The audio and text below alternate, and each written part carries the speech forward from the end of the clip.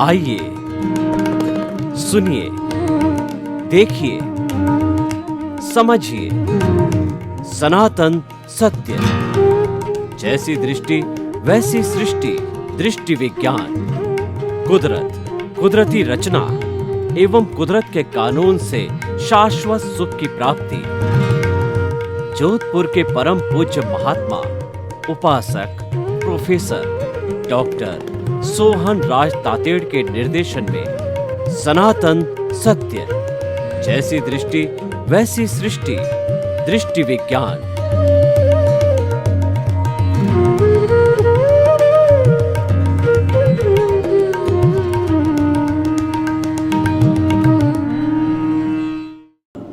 आज का हमारा बहुत सुंदर विषय ईमानदारी एक सर्वोत्तम नीति।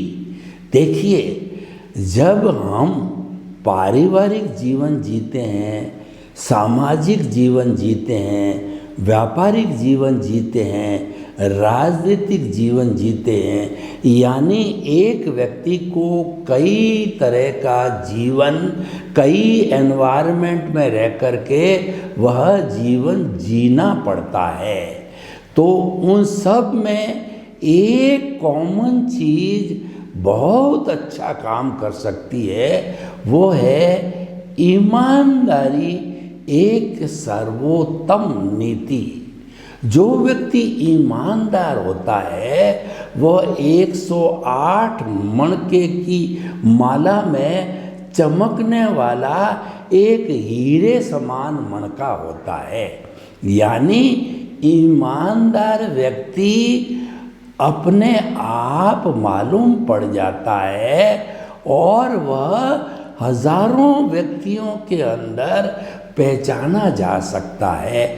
और ईमानदार व्यक्ति जीवन में सफल होता है।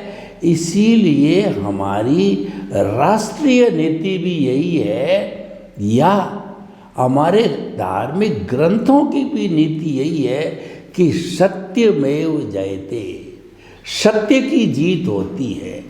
अल्टीमेटली जो सत्य जो है कष्ट पा सकता है, तकलीफ पा सकता है, लेकिन जीत हमेशा सत्य की होती है, झूठ की जीत नहीं होती है। इसका कारण यह है कि झूठ हमेशा करवट बदलता रहता है, सत्य कभी भी करवट नहीं बदलता। एक झूठ को छिपाने के लिए सैकड़ों झूठ बोलने पड़ते हैं, लेकिन एक सत्य को बताने के लिए कोई झूठ नहीं बोलना पड़ता। सत्य आईने की तरह है, सत्य प्रकाश की तरह है, उसको सिद्ध करने की आवश्यकता नहीं होती है। मैं आपको उदाहरण के तौर पर बताऊं कि अगर मैंने मेरे चेहरे के ऊपर जो लोग अलग से जो अपना चेहरा दिखाने के लिए सर्जरी करवाते हैं या कोई जो उसके ऊपर विग पहनते हैं, मैंने कुछ भी नहीं पहन रखा है, तो मुझे उसको सिद्ध करने की क्या आवश्यकता है? वो तो कैमरे में दिख रहा है, हर एक को दिख रहा है। लेकिन जिसने विग पहन रखा हो या प्लास्टिक की सर्जरी कराई हो, उसको अगर हटा दिया जाता है तो मूल चेहरा सामने आ जाता है। तो जो उसने विग पहन रखा है या जो उसने कोई सर्जरी करा रखी है, वह झूठ है, वो दिखावा है। दिखावा करना एक झूठ है, और जो रियलिटी में होता है वो सत्य है। रियल सत्य हमेशा रियल होता है और झूठ हमेशा अनरियल होता है। तो अगर इसकी पॉलिसी बनावें कि honesty is the best policy, तो आदमी कभी भी ठोकर नहीं खा सकता, दुखी नहीं हो सकता और अपनी प्रेस्टीज नहीं गंवा सकता। यह बात जरूरी है कि सत्यवादी को बहुत कष्ट उठाने पड़ते हैं। राजा हरिश्चंद्र को देखिए, राजा हरिश्चंद्र की सत्यवादिता की पहचान करने के लिए एक मुनि जी आए। तो उन मुनि जी ने उनकी परीक्षा करने के लिए परशुराम जी मुनि परीक्षा करने के लिए परशुराम जी ने जो है वो राजा हरिश्चंद्र को कहा कि आप मेरा जो है आपका राजपाट पूरा मुझे दे दीजिए, क्योंकि वो सत्यवादी थे राजा हरिश्चंद्र और वो मुनि परशुराम जी आए थे, वो उनकी परीक्षा करने आए थे। और राजा लोग कोई भी ऋषि मुनि मांग लेता है, चाहे अपना मांस भी मांगे तो वो हाजिर कर देते थे, क्योंकि वो राजा बहुत सत्यवादी होते थे। तो पूरा राजपाट छोड़ करके तारा रानी और जो राजा हरिश्चंद्र जो है वो वनवास में चले गए। 12 वर्ष तक उनकी परीक्षा करने के लिए जो तारा रानी तो एक किसी के घर बर्तन मांजने में रही, और जो राजा हरिश्चंद्र किसी चंडाल के यहाँ नौकरी करने लगे। चंडाल ने उनकी ड्यूटी जो है वह शमशान में लगाई और कहा कि तुम्हारी जो है जो ड्यूटी है कि इस शमशान में कोई भी आए बिना कफन लिए आप किसी को न तो जलाने दे सकते हो न गाड़ने दे सकते हो, तुम्हारी ड्यूटी है। तो तारा रानी का जो प्रिय बेटा था, क्योंकि परीक्षा लेनी थी परशुराम जी ने, तो तारा रानी का बेटा मर गया। तो उसको शमशान के अंदर जलाने के लिए तारा रानी आई, एक दूसरे को पहचान नहीं पाए। तो उसने अपनी सत्यवादिता के अनुसार कहा कि जो है आप कफन लाइए, कि मेरे पास कफन नहीं है, मेरे बेटे को जलाने दो। तो राजा हरिश्चंद्र ने कहा बिना कफन मैं नहीं जलाने दे सकता है। तो उन्होंने अपनी साड़ी फाड़ करके तारा रानी ने दी। इस तरीके से 12 वर्ष तक बहुत बड़े उन्होंने कष्ट झेले, लेकिन 12 वर्ष पूरे होने के बाद जब उनकी परीक्षा संपन्न हुई तो एज इट इज वापस वो राजा आ गए। और राजा हरिश्चंद्र कई शताब्दियों पहले हुए, आज भी उनका नाम चलता है। ईमानदार होता है उसको कहते हैं राजा हरिश्चंद्र। जो माता पिता का आज्ञाकारी बेटा होता है उसको कहते हैं श्रवण कुमार।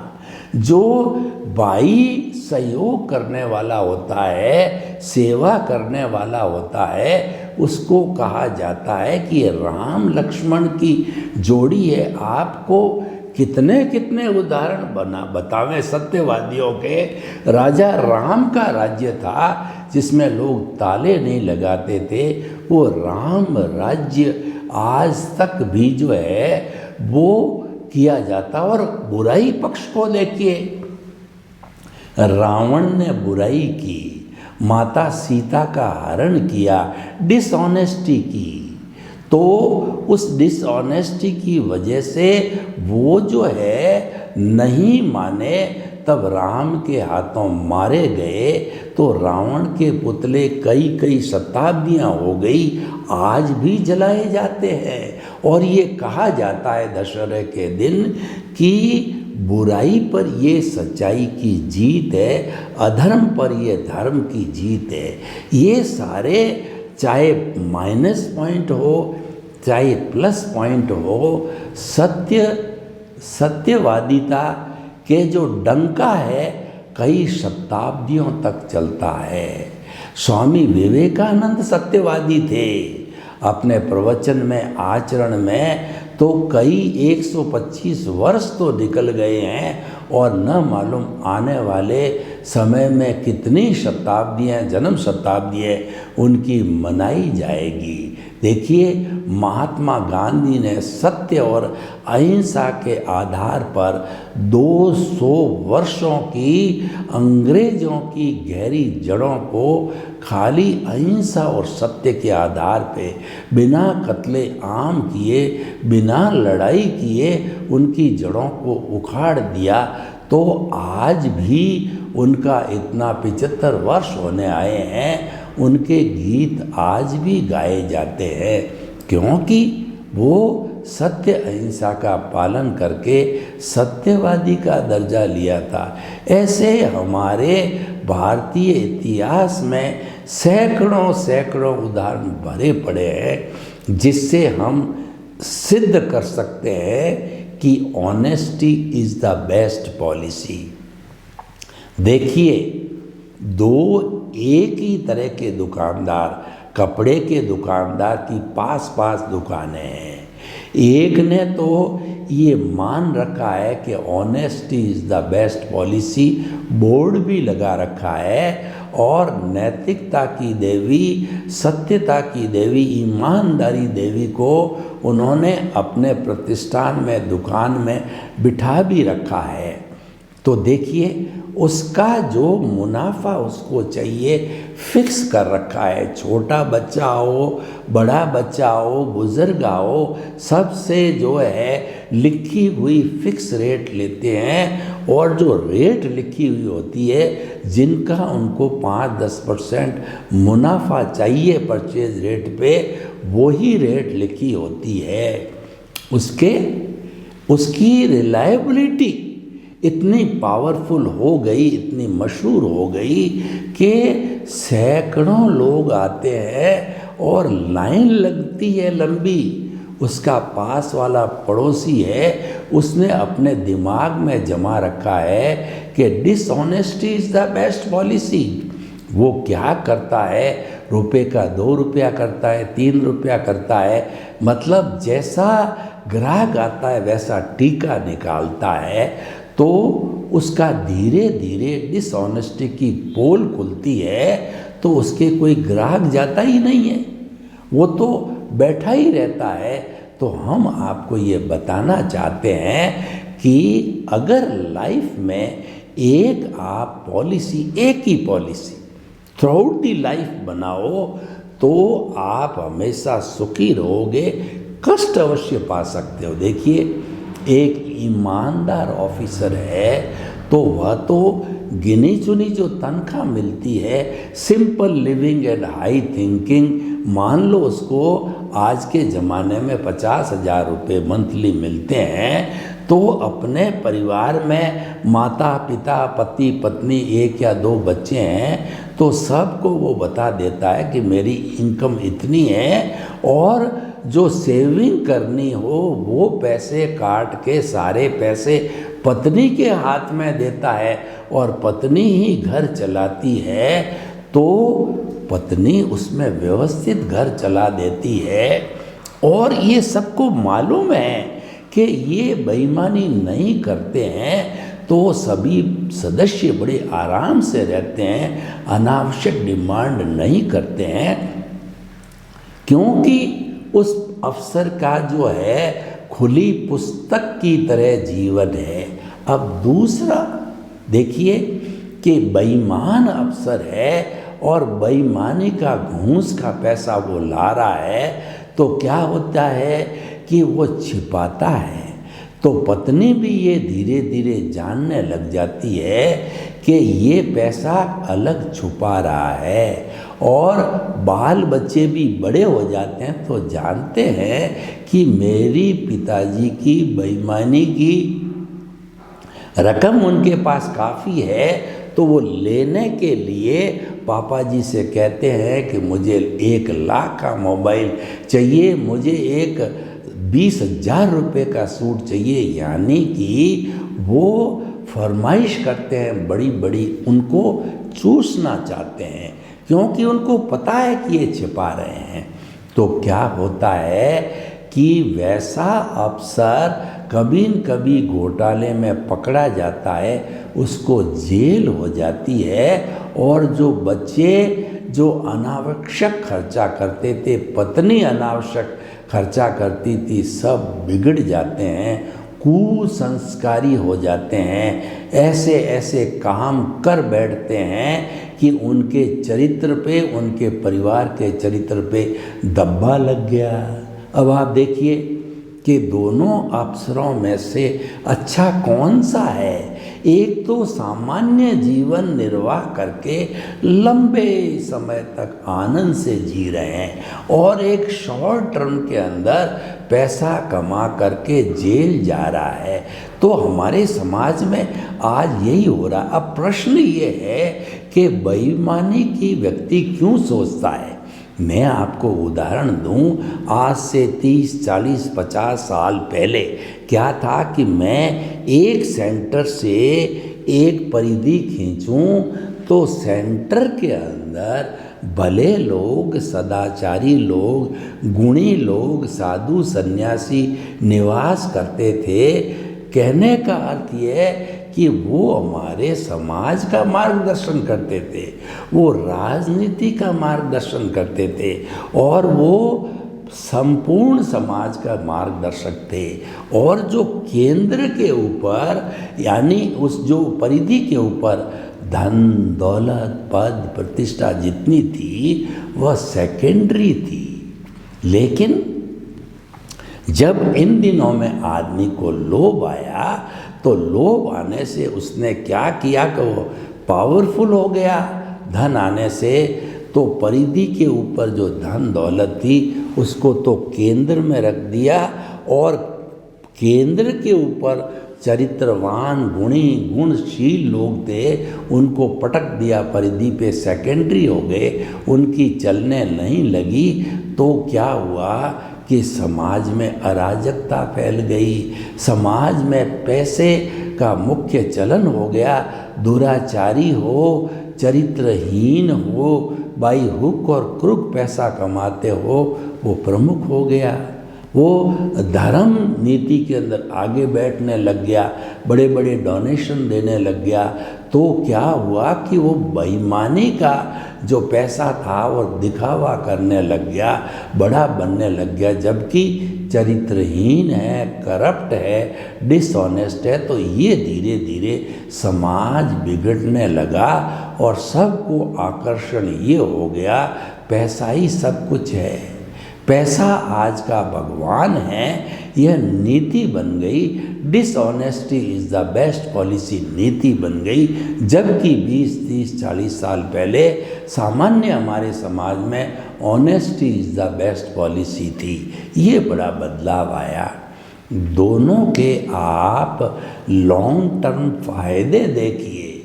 हमेशा व्यक्ति को निष्कर्ष निकालना चाहिए, क्योंकि मनुष्य है इस सृष्टि का जो है सबसे सुंदर, सबसे श्रेष्ठ, सबसे बुद्धिमान व्यक्ति मनुष्य होता है, प्राणी मनुष्य होता है। तो अगर वो सारा एनालिसिस करके निष्कर्ष निकाले तो इस नतीजे पर पहुंचता है कि लॉन्ग रन में honesty is the best policy जो है अच्छे रिजल्ट देती है। देखिए, जब कोई हम धंधा करते हैं, एक कपड़े का धंधा है, एक किराने का धंधा है, हमने जो एक भाई ने कपड़े का 5 साल किया, दूसरे भाई ने किराने का किया, और निष्कर्ष निकाला कि किराने के धंधे के अंदर मुनाफा अच्छा है और कपड़े में मुनाफा कम है, तो ये निष्कर्ष निकालना चाहिए। निष्कर्ष बहुत ज़रूरी होता है कि निष्कर्ष निकाले बिना हमको मालूम नहीं पड़ता है। कंपैरिजन किया जाना चाहिए, और जो कंपैरेटिव स्टडी की जाना चाहिए, उससे मालूम हो जाता है कि ये प्रपोजल अच्छा है या ये प्रपोजल है।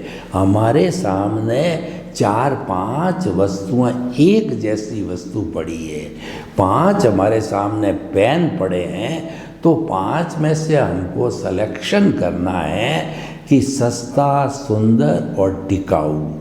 तो आप जब ये पाएंगे सब चीज़ों को देख करके तो आपको मालूम हो जाएगा कि 5 रुपए का पेन अगर सही चलता है तो बुरा नहीं है। 50 रुपए का पेन आप क्यों लेंगे? रिफिल ख़त्म हो गई, 5 रुपया इजीली अफोर्डेबल है, आपने ले लिया। तो हम हमारे जीवन की सब चीज़ों का निष्कर्ष निकालें, ये पॉलिसी सबसे बढ़िया लगती है। देखिए इस पॉलिसी के फ़ायदे क्या हैं। सबसे पहला फ़ायदा ये है, ऐसा व्यक्ति हमेशा प्रसन्न रहता है जीवन में, और क्योंकि उसका जीवन खुली पुस्तक है, शुरू के साल 2 साल में तो जब वो कमाने लगता है तो परिवार को एडजस्ट होने में टाइम लगता है, लेकिन खुली पुस्तक को पढ़ने के बाद वो समझ जाते हैं कि हमारे पिताजी जो है या फादर समझता है कि मेरा बेटा ईमानदार है, अनावश्यक वो कभी डिमांड नहीं करता, पत्नी अनावश्यक डिमांड नहीं करती और बेटा अनावश्यक डिमांड नहीं करता, और उसकी ईमानदारी में रोटी, कपड़ा, मकान, शिक्षा, चिकित्सा, आराम से simple living and high thinking से भरण पोषण भी हो जाता है, सेविंग भी हो जाती है, सब कुछ मज़े से काम चलता है, तो वह सुखी रहता है, परिवार में इज्जत पाता है, उसकी संतान सुसंस्कारी होती है और वो मूल्यों का जीवन जीता है। ऐसे लोग अपने माता पिता को भी साथ रखते हैं, यानी कि ऑनेस्टी इन बेस्ट पॉलिसी वाला मूल्यों का जीवन जीता है, तो समझता है कि पेरेंट्स मेरे शेल्टर है, मेरे संसार के भगवान हैं, मेरे पूजनीय हैं, और कितने कितने आपको गुण बताऊं, उसके दिमाग में कभी भी नेगेटिव थिंकिंग नहीं आती, वह दिमाग में कभी पजल नहीं होता है, और वह समाज में जाता है तो वो पूजनीय, वंदनीय और स्तुत्य होता है। समाज के लोग चाहते हैं कि ऐसा व्यक्ति अध्यक्ष बने, मंत्री बने, जहाँ वो जाता उसकी वाहवाही होती है। तो भाई और बहनों, इसके पॉजिटिव रिजल्ट सैकड़ों हैं। अब थोड़ा इसके नेगेटिव रिजल्ट पर बात करें तो नेगेटिव रिजल्ट ये है कि वो विलासिता का जीवन नहीं जी सकता, यानी कि वो साधारण कार तो मेंटेन कर सकता है, 1 करोड़ 5 करोड़ की कार या 5 मंजिला का मकान या 2 लाख का मोबाइल या अपनी बेटी की शादी में करोड़ों रुपए, लाखों रुपए खर्च करना वह संभव नहीं है। एक माइनस पॉइंट के अलावा 99 पॉइंट जो है वह पॉजिटिव है। तो आप बताइए, हम मनुष्य होकर के क्या बेवकूफ़ बनना चाहेंगे? हमारे समाज ने मूल्य बिगाड़ दिए हैं, उन मूल्यों की वजह से जो आज हमारे धन को ज़्यादा स्थान दिया है, समाज बिगड़ता जा रहा है। आज समाज के अंदर इतनी बुराइयां क्यों आई है? उसके पीछे सबसे बड़ा कारण है पैसे का आकर्षण, और वह कुछ लोगों ने उसको प्राथमिकता देके आकर्षण पैदा कर लिया। अब उस बुराइयों का रिजल्ट देखिए, उस पैसे को प्राथमिकता देने के कारण जब बहुत अधिक पैसा जो कॉलेज स्कूल के बच्चों, लड़के लड़कियों के पास में आता है, तब वो व्यसनी बन गए और लव मैरिज करने लग गए, डाइवोर्स करने लग गए। इनके पीछे आप देखोगे कि कहीं न कहीं पैसे का हाथ है। वो पैसा व्यक्ति को लोभी बनाता है, क्योंकि बेईमानी का आता है, और जो व्यक्ति बेईमानी का पैसा कमाते हैं तो चोर लुटेरे भी नज़र रखते हैं कि इसके घर अच्छी संपत्ति होगी, क्योंकि ये dishonesty is the best policy को मानने वाला है। इसके घर जाओ, डाका डालो, सेंध डालो और वो लाखों करोड़ों रुपए लूट लेते हैं। सरकार क्या करती है? ये इनकम टैक्स डिपार्टमेंट जब समाज में पैसे को स्थान ज़्यादा दिया गया, लोग ज़्यादा पैसे की ओर आकर्षित करने लग गए, बेईमानी का पैसा, टैक्स चुरा के पैसा, अनैतिकता का पैसा, मिलावट का पैसा, आतंकवाद का पैसा, घूस का पैसा और डॉक्टर जैसे इत्यादि अधिक बड़ी बड़ी फीसें, टेस्टिंग के अंदर कमीशन, हर चीज़ में कमीशन लोभी हो गए। उनके यहाँ जब रेड पड़ती है 100 करोड़, 200 करोड़, 500 करोड़ निकलते हैं, सरकार ले जाती है और उसको जेल भी होती। तो बताइए लॉन्ग रन में आपने क्या पाया? तो मैं तो भाइयों और बहनों आपको सुझाव देना चाहता हूँ कि जीवन कोई 50, 60, 70, 80 जितना भी जिए वो honesty is the best policy में जिए तो अच्छा जीवन जी पाएगा। सर्वे भवन्तु सुखिनः, सर्वे सन्तु निरामया। लोग के जीवों को सुख मिले, शांति मिले, आनंद मिले, प्रेम मिले और हम सभी honesty is the best policy का पालन करके अपने जीवन को धन्य बनावें। आपके प्रति मंगल भावना।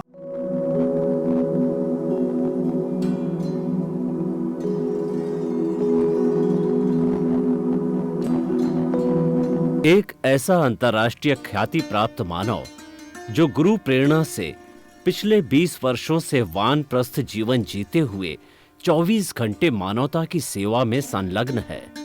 एक ऐसा मानव जो अभी राष्ट्रीय, अंतर्राष्ट्रीय टीवी चैनलों पर 7,500 एपिसोड के माध्यम से सनातन सत्य, आत्मविज्ञान एवं पुनरुत्थान, व्यवहार एवं निश्चय जगत के जीवनोपयोगी विषयों पर हृदय स्पर्शी प्रवचन कर चुका है।